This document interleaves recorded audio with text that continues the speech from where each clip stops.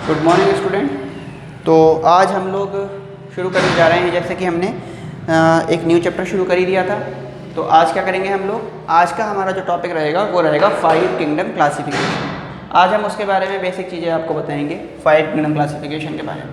तो हमारे पास आता है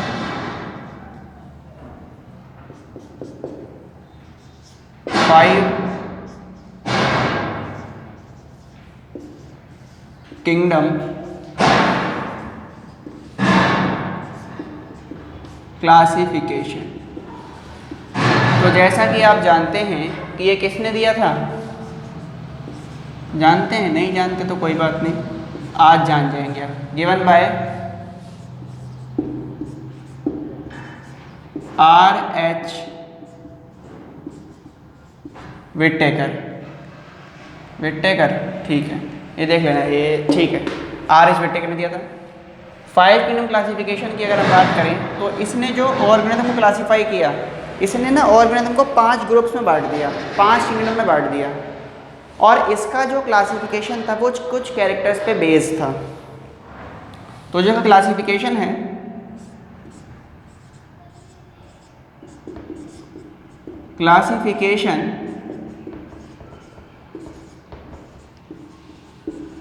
बेस्ड ऑन किन किन बातों पे बेस्ड था? Based on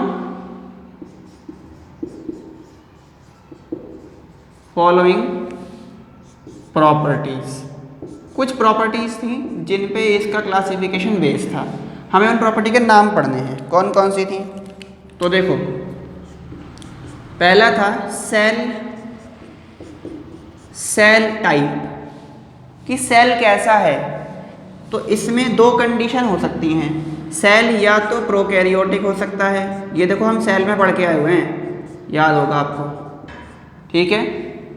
and cell eukaryotic हो सकता है। दोनों में से कोई भी एक कंडीशन बनेगी तो एन की जगह और लिखते हैं, या तो प्रोकैरियोटिक सेल होगा या यूकैरियोटिक होगा, ठीक है। प्रोकैरियोटिक तो एक किंगडम में, यू होगा तो दूसरे में रख देंगे। फिर दूसरा इसका है न्यूक्लियर मेम्ब्रेन। न्यूक्लियर मेम्ब्रेन जो है वो या तो एब्सेंट होगा या फिर प्रेजेंट होगा। तीसरी इसकी जो प्रॉपर्टी थी जो इन्होंने ली थी वो इन्होंने लिया cell wall.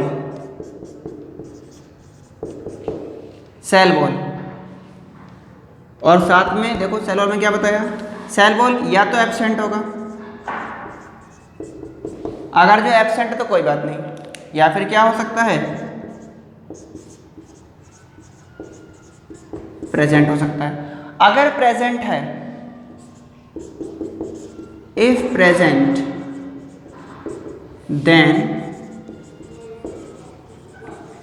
Made up of, तो किस किस का बना हो सकता है, तो वो बना हो सकता है या तो पेप्टाइडोग्लाइकेन का,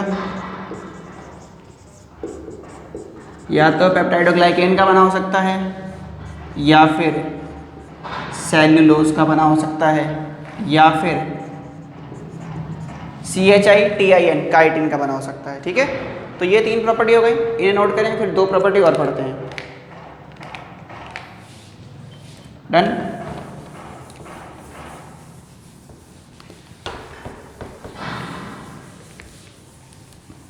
इसके बाद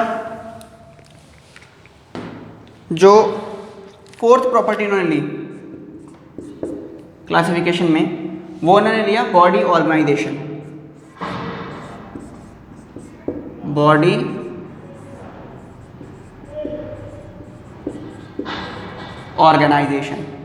इसमें उन्होंने बताया कि बॉडी किसका बना हो सकता है, तो या तो ये सेलुलर हो सकता है, मतलब एक सेल का हो सकता है, या मल्टी सेलुलर हो सकता है। मल्टी सेलुलर में वो फिर टिश्यू का बना हो सकता है, ऑर्गन का बना हो सकता है, ठीक है, और ऑर्गन सिस्टम का बना हो सकता है। ये सारी बातें इन्होंने इसमें कही। फिर जो नेक्स्ट, इसे नोट कर लिया ना, ठीक है। नेक्स्ट जो इन्होंने प्रॉपर्टी ली, यानी कि जो इनकी अगली प्रॉपर्टी थी, फिफ्थ प्रॉपर्टी, उसमें इन्होंने बताया वो थी mode of nutrition. Mode of nutrition कि जो ऑर्गेनिज्म है वो न्यूट्रिशन कैसे लेगा। तो मोड ऑफ न्यूट्रिशन में या तो हो सकता है ऑटोट्रॉफिक, अपना फूड खुद बनाएगा, या फिर होगा हेटेरोट्रॉफिक। दो ही गणित में हेटेरो में क्या क्या हो सकता है? हेटेरो में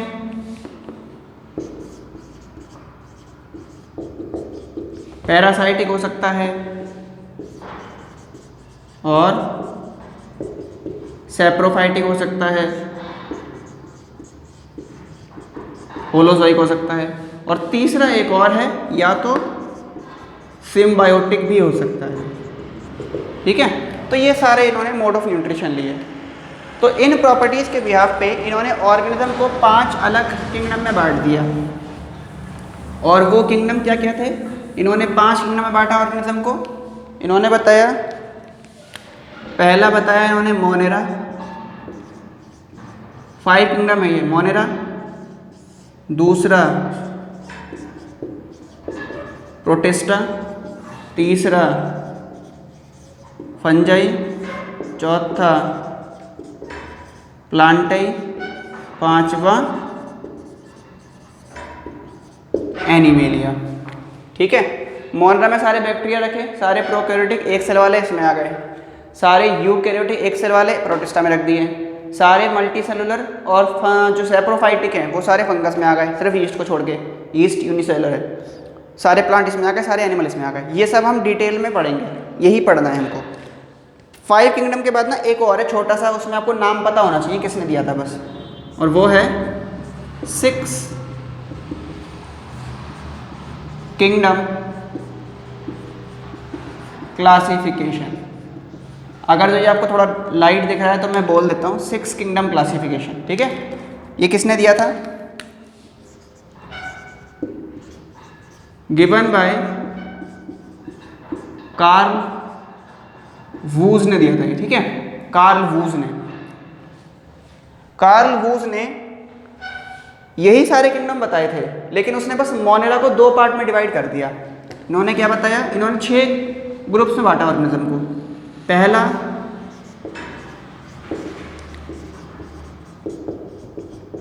आर्ची बैक्टीरिया, दूसरा यू बैक्टीरिया, तीसरा फिर वही प्रोटिस्टा, प्रोटिस्टा के बाद सेम आ जाएगा फंजाई, पांचवा हो गया प्लांटाई, छठा हो गया एनिमेलिया। तो देखो कितना सिंपल है, इन्होंने बस आर्ची यही तो कर दिया, मोनेरा को 2 पार्ट में बांट दिया बस। तो ये हो गया 6 किंगडम क्लासिफिकेशन। तो आज हमने किंगडम क्लासिफिकेशन सिस्टम ख़त्म किए। अब हमें ये सारे किंगडम ही पढ़ने हैं। तो नेक्स्ट क्लास में हम लोग क्या शुरू करेंगे? नेक्स्ट क्लास में हम लोग शुरू करेंगे मोनेरा। ठीक है, बैक्टीरिया के बारे में पढ़ेंगे।